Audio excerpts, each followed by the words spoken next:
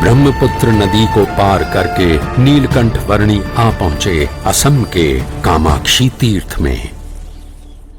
इस दुर्लभ मनुष्य जन्म का ध्येय है परम सत्य की प्राप्ति। व्यसन, वहम, मलिन मंत्र तंत्र आदि से किसी सत्य को प्राप्त कर लेने जैसा जो अनुभव होता है वो परम सत्य नहीं परंतु केवल भ्रम है।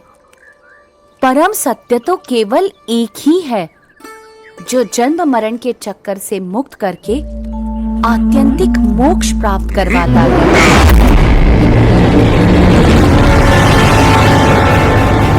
ए बच्चे, क्या सुख दुख की बातें बना रहा है तू?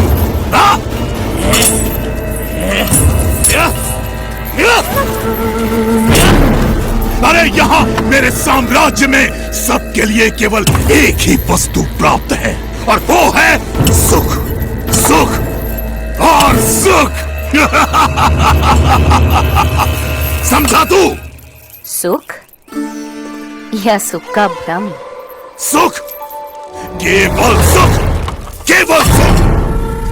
एक सच्चे उपासक की तरह उपासना करके हर एक सुख को सिद्ध किया है मैंने और गले तक मदिरा का पान करके उन हर एक सुख के नशे में रहता हूं मैं। इसीलिए पीपैक कहलाता हूं मैं, पीपैक।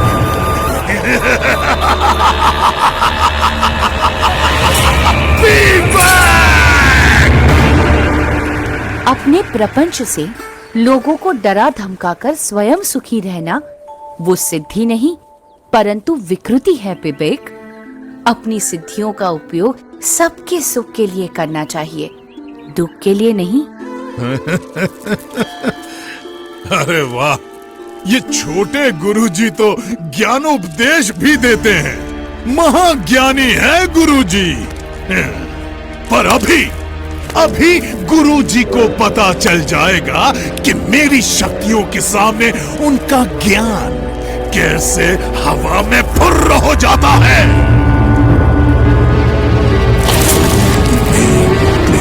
फट, ओम ह्रीं क्लीं फट, ओम ह्रीं क्लीं फट। ये देख मेरी शक्ति छोकरे, ये देख।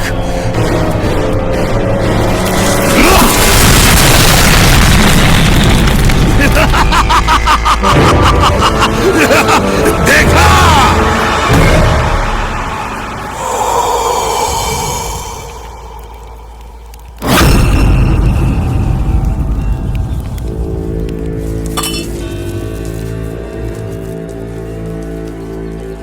घबराइए मत, परमात्मा की दिव्य शक्ति पर भरोसा रखिए, उनका दृढ़ आश्रय रखिए, तो इसकी मलिन विद्या की शक्ति अपने आप असमर्थ हो जाएगी, आपको कुछ भी नहीं कर पाएगी।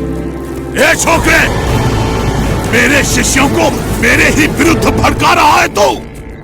भड़का नहीं रहा हूं, पर जगा रहा हूं, क्योंकि इस बेचारे वृक्ष की तरह ये सब भी निर्दोष हैं। तू उनकी छोड़ और अपनी सोच। तुम भी तो अपनी सोचो विवेक। दूसरों के विनाश से स्वयं का विकास करने पर तुले हो तुम। ऐसे भोले भाले लोगों को मूर्ख बनाते हुए तुम इतने अंध हो गए हो कि स्वयं को भी मूर्ख बनता हुआ देख नहीं पा रहे हो। जरा सोचो विवेक, तुम सब मोह माया का त्याग कर निकल पड़े थे, वो किस लिए? और अब कैसे स्वयं ही मोह माया में अंध हो चुके हो? कुछ तो अंतर्दृष्टि करो विवेक।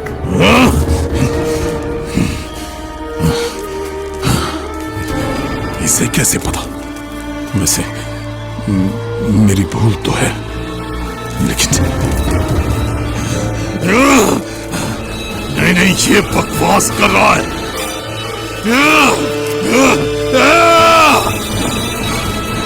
तू ऐसे नहीं समझेगा, अब तुझे मारना ही पड़ेगा।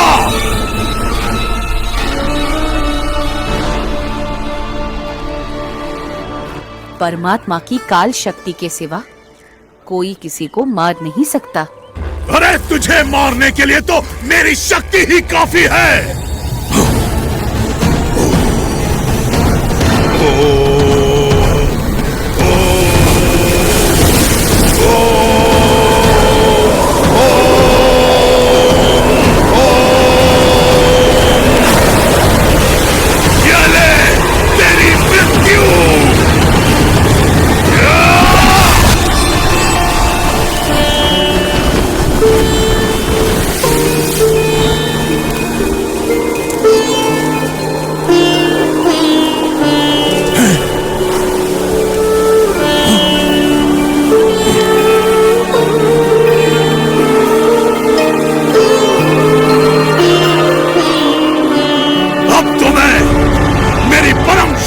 का आह्वान करूंगा और तुझे मार के ही दम लूंगा।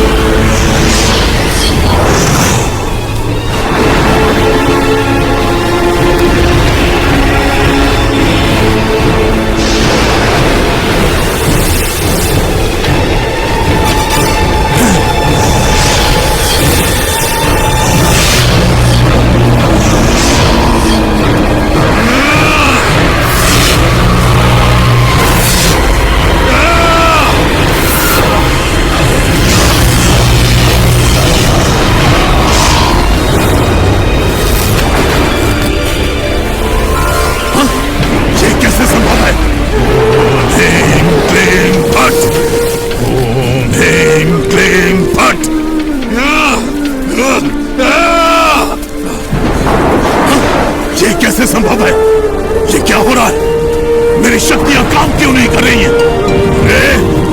अरे अरे अगर यहां से नहीं हो रहा है तो वहां से मारो। अपनी सारी शक्ति लगा दो पर इसे खत्म कर दो। ये कैसे संभव है? मेरी शक्ति एक छोकरे के सामने हाथ जोड़कर बैठ गई है। नहीं, असंभव, असंभव। पता नहीं क्यों पर आज तो तू बच गया, पर कल मैं मेरी सभी शक्तियों को जागृत करके आऊंगा और तेरा नाश करके ही दम लूंगा। तुझे नहीं छोड़ूंगा मैं छोकरे। कल तक का इंतजार और तेरा सर्वनाश। तेरा सर्वनाश।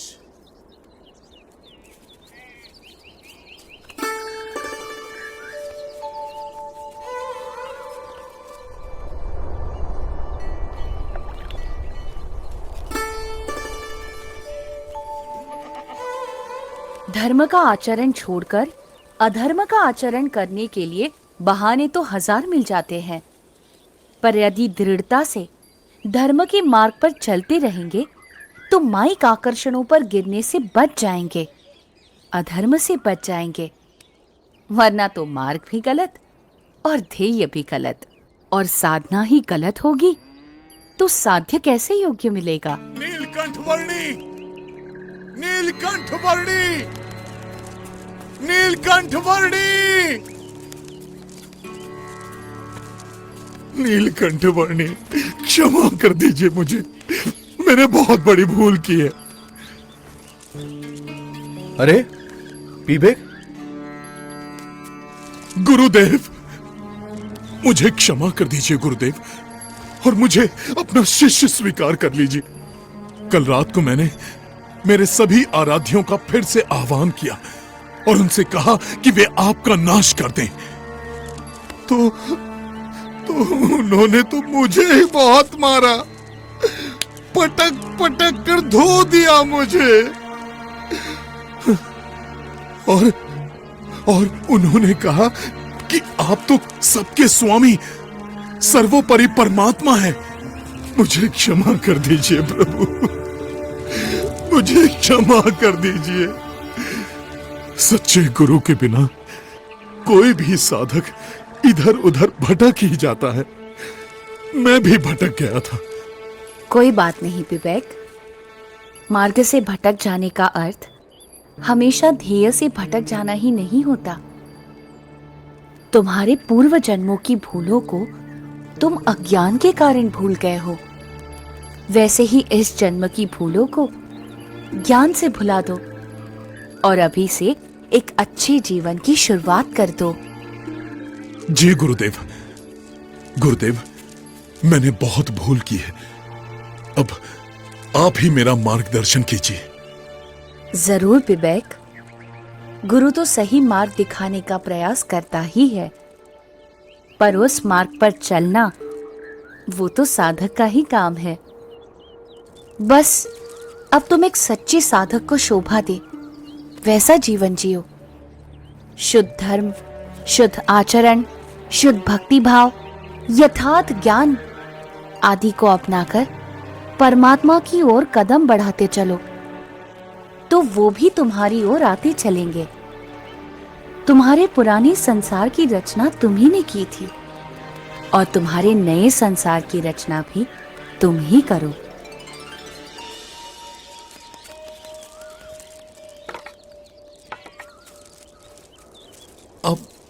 आप कहां चल दिए गुरुदेव? अब मुझे आपसे दूर नहीं होना है। जहां प्रेम है वहां दूरी कैसी? और भौतिक दूरी बढ़ने से हृदय की निकटता मिट थोड़ी ना जाएगी। विवेक, गुरु की आज्ञा में रहना वो उनके साथ रहने के समान ही है। जी गुरुदेव, अब मेरा शेष जीवन आपकी आज्ञा के अनुसार ही बीतेगा। तो मैं सदैव तुम्हारे साथ रहूंगा। प्रणाम गुरुदेव।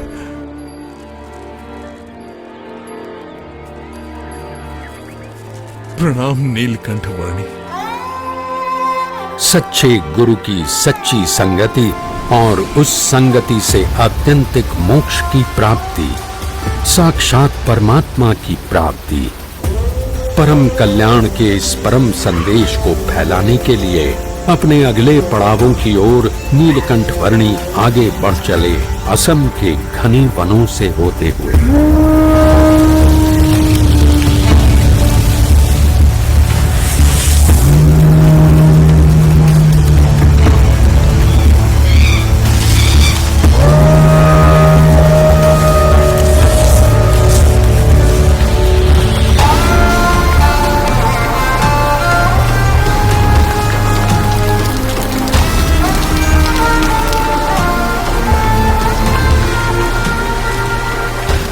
दक्षिणी असम के पर्वतीय प्रदेश को लांघते हुए चटगांव जिले के आसपास कहीं पर नीलकंठ वर्णी आ पहुंचे, एक दैवी अप्रकट सी नौलखा पर्वत की साधना भूमि पर।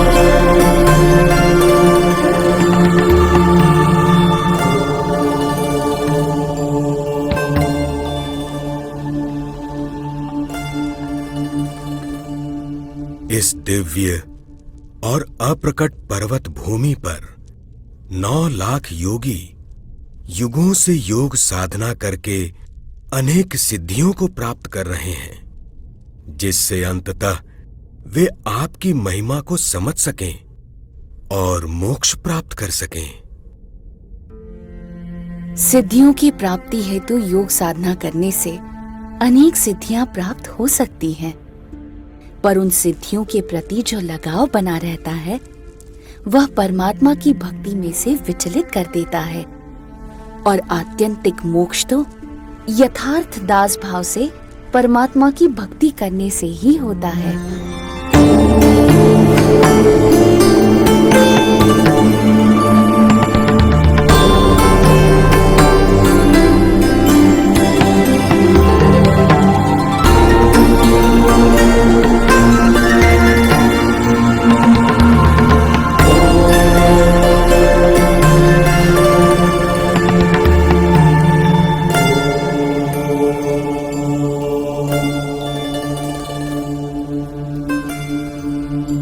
दिनों के आपके प्रत्यक्ष योग से हमारा अज्ञान नाश हो रहा है। हम अपने प्राणों को षट चक्रों में प्रसारित करके किसी भी सिद्धि को प्राप्त कर लें, उससे भी अधिक यह है कि हम हर प्रकार से आप जो परमात्मा हैं उनमें जुड़ जाएं। कृपा करके हमें आपकी भक्ति का अधिकार दें और आपके स्वरूप में जोड़ दें। आप सभी का आत्यंतिक मोक्ष के मार्ग पर प्रयाण हो।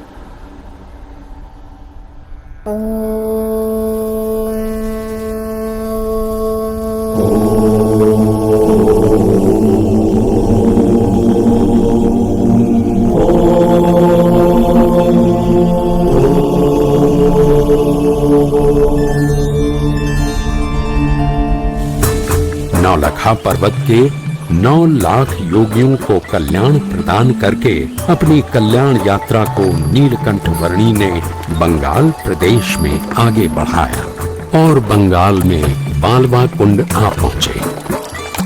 कुछ दिन बालवा कुंड प्रदेश में बिताकर नीलकंठ वर्णी ने अपनी कल्याण यात्रा को आगे बढ़ाया सुंदरवन के प्रदेश में।